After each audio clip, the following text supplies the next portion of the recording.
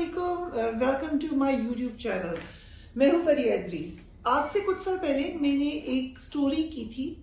Motorway पर एक ऐसा वाकया हुआ था जिसने सबके दिल दहला दिए थे। और मोटरवे पर हम सब ड्राइविंग करते हैं, एक सेफेस्ट जगह समझी जाती है थी उस वक्त तक। सो जब वहां पर ये वाकया हुआ तो पूरा पाकिस्तान हिलकर रह गया।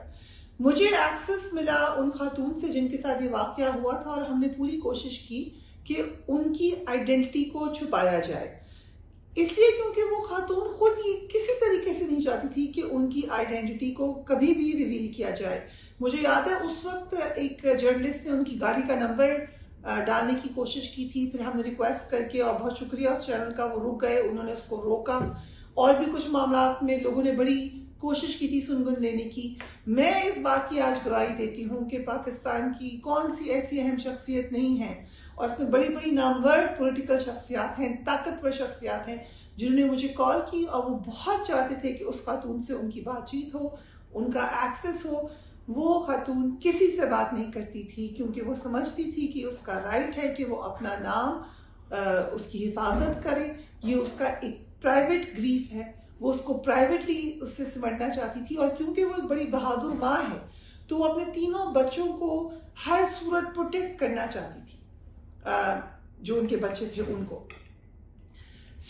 ये वाकया मेरा नहीं ख्याल कोई भूला होगा। खुद मैंने भी बात करना छोड़ दी उनसे क्योंकि मैंने कहा लेट हर लिव हर लाइफ नाउ। जितना वो मुझसे बात सिर्फ इसी हद तक करती थी कि वो चाहती थी कि जो लोग इन्वॉल्व हैं उनको पकड़ा जाए और उनको सख्त से सख्त सजा दी जाए। यही वो बस चाहती थी, और मेरी जिंदगी में मुझे जीने दिया जाए।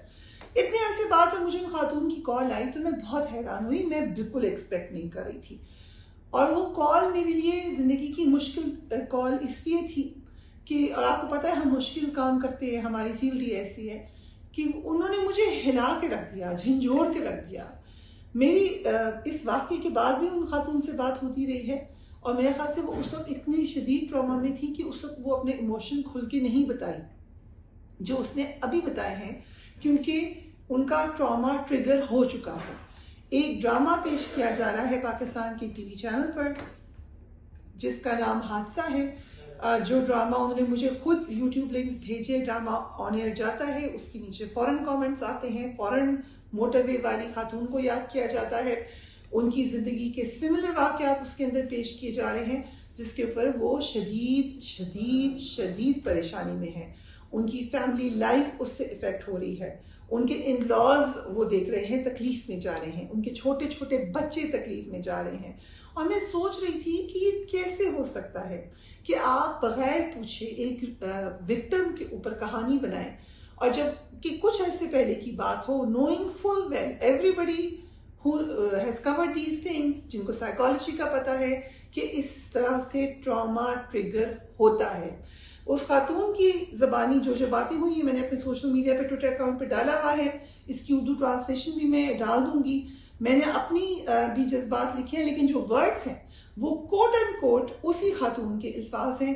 मैंने एक एक लफ्ज लिखा। आई वॉज वेरी केयरफुल कि मैं उनकी किसी बात को मिस कोट ना करूं। मेरे लिखने के बाद उन्होंने, जिस वक्त मैंने ट्वीट किया, पढ़ा, उसको उन्होंने अप्रूव इस हवाले से किया कि हाँ आपने जो बात की है मैंने यही बात की थी। मैं वो बातें अब आपके आगे रखती हूँ। उन्होंने जब फोन आया वो रो रही थी। उन्होंने मुझे बताया कि देखें जी ये ड्रामा बन गया है, और इसमें उन्होंने मेरी ही जिंदगी को दिखाना शुरू कर दिया है। जो मेरे साथ हुआ वो ड्रामा बनाने के लिए या लोगों के लिए दिखाने के लिए नहीं था, लेकिन वो उन्होंने इधर ही दिखाना शुरू कर दिया है। ओके, अब हम दिखाते हैं कि उन्होंने मुझसे जो अपनी कर्मनाक आवाज में बात की वो मैं आपको बताना चाहती हूँ। उन्होंने कहा कि एक टीवी पर मोटरवे वाले वाकये पर हफ्ते मुसलसल 7 बजे हादसा के नाम से ये ड्रामा सीरियल नशर हो रही है। उन्होंने कहा कि उन्होंने मेरी जिंदगी पर ड्रामा बनाया है। ये उन खातून ने कहा जैसे मैं कुछ भी नहीं हूं, मुझसे किसी ने नहीं पूछा मैं ये सब दोबारा देखने से पहले मर क्यों नहीं गई। She said that। तुम जानती हो इस हादसे के बाद बहुत सी रातें मैं सो नहीं सकी थी, और अब ये सब दोबारा मेरे ऊपर ले आया गया है। जब से मैंने अपनी जिंदगी के ये खौफनाक लम्हात दोबारा देखे हैं, मैं एक पल के लिए भी नहीं सो सकी। शी टोल्ड मी कि मैं नहीं सो सकी, मैं जाग रही हूँ, मुझे समझ नहीं आती, मैं घूमती रहती हूँ पागलों की तरह, जैसे मैं तब घूमती रहती थी। और मुझे पता है वो ठीक कह रही है, क्योंकि तब मेरी उससे बात होती थी, वो इसी तरीके से बेकल होके उछल उछल के तकलीफ में बोला करती थी। मैं इस हादसे के बाद बहुत सी रातें नहीं सो सकी थी। वो दिन दोबारा आ गए हैं। मैंने अपनी जिंदगी के ये खौफनाक लम्हात दोबारा देखे हैं। मैं एक पल के लिए भी नहीं सो सकी। ये मेरे लिए नाकाबिले बर्दाश्त है। उसने कहा कि ड्रामा 7 बजे आता है, मैं 5 बजे से कपकपाने लगती हूँ, क्योंकि मुझे डर लगता है कि मैं फिर देखूंगी। मैं नहीं देखना चाहती, लेकिन फिर कोई क्लिप मेरे सामने आ जाता है, फिर मैं डर के देखती भी हूँ कि बाकी फैमिली ने देखा होगा, मैं देखूं उन्होंने क्या देखा है। लोग मुझसे आके पूछते हैं कि आपके साथ ये हुआ था, अच्छा ये भी हुआ था, अच्छा ये तो नहीं हुआ था। सो सदमा उनका बढ़ा दिया गया है, वो सदमे में वापस जा चुकी है। उन्होंने मुझसे सवाल किया कि मुझे बताएं कि ड्रामे के प्रोड्यूसर इतने बेहिस कैसे हो सकता है। बहुत सारे उन्होंने इस तरह के सवाल किए। उन्होंने कहा कि क्या ये लोग चाहते हैं, मुझसे सवाल करी थी और ये एक रो में वो बोले गई ना, शी सेड कि क्या वो मुझे ये सब भुलाने नहीं देंगे, वो मेरी जिंदगी का पीछा करे हैं, क्या ये हरेसमेंट नहीं है। शी आस्क्ड मी, उनका नाम मैंने जी रख दिया, आप इनको जी कह सकते हैं। सो जी की कॉल का मैं जिक्र कर रही हूँ। जी ने कहा कि उन्होंने मेरी जिंदगी की चीजों के बारे में कैसे पता लगाया, जबकि मैंने हर चीज को खुफिया रखा था। मेरे ससुराल वाले, मेरी वालिदा, मेरे हमसाए सब देख रहे हैं। मैंने अभी तक मरी तो नहीं हूँ। क्या वो मुझे मरा हुआ समझते हैं कि उन्होंने सोचा कि मेरे ऊपर सीरियल बना लेंगे? कैसे मैं ये सब भूल के आगे बढ़ सकती हूँ? शी सेड, मैं भूल के आगे जाना चाहती हूँ, ये लोग मुझे भूलने नहीं दे रहे हैं। जैसे मैं अस्पताल में थी, ऐसे ही इस ड्रामे में दिखाया गया। क्या वो जानते हैं कि मैं किस हाल में थी? जब आप ये जानते हैं कि ये किसी के साथ असल जिंदगी में हो चुका है, शी सेड दैट, जब आप ये जानते हैं कि जब ये किसी के साथ असल जिंदगी में हो चुका है, तो वो कैसे एक जालिमाना चीज के बारे में अदाकारी कर सकते हैं? ये उन्होंने अदाकारों से सवाल किया। मैं इसे देखकर मर गई, मैं बेहिस थी। इस वाकये के बाद शी सेड, जब ये सारा वाकया हुआ, and this was very painful thing she shared, के जैसे मैयत को नहलाया जाता है, उनको तो मरने के बाद नहलाया जाता है, मुझे जिंदा नहलाया गया था और मैं अब मरी भी हूँ। This is what she said. तो तुम लोग मुझे दोबारा क्यों मारे हो कब्र से निकाल कर? उसने कहा कि उस खातून को भी इंजेक्शन लग रहे हैं ड्रामे में, मुझे भी लगते थे, और वो जो इंजेक्शन थे मुझे इतने ज्यादा मैंने लगवाए नींद के, सुकून के, कि उन्होंने कहा कि अब इससे ज्यादा आप मजीद डोज नहीं ले सकती इंजेक्शन की, और मैं उसके बावजूद नहीं सो सकती थी। अदाकार क्यों इतनी खौफनाक चीजों पर अदाकारी करते हैं? उन्होंने थोड़ी सी तब्दीलियां की हैं इस ड्रामे में, लेकिन यकीनी बनाया है कि मेरी ही जिंदगी को दिखाया जाए।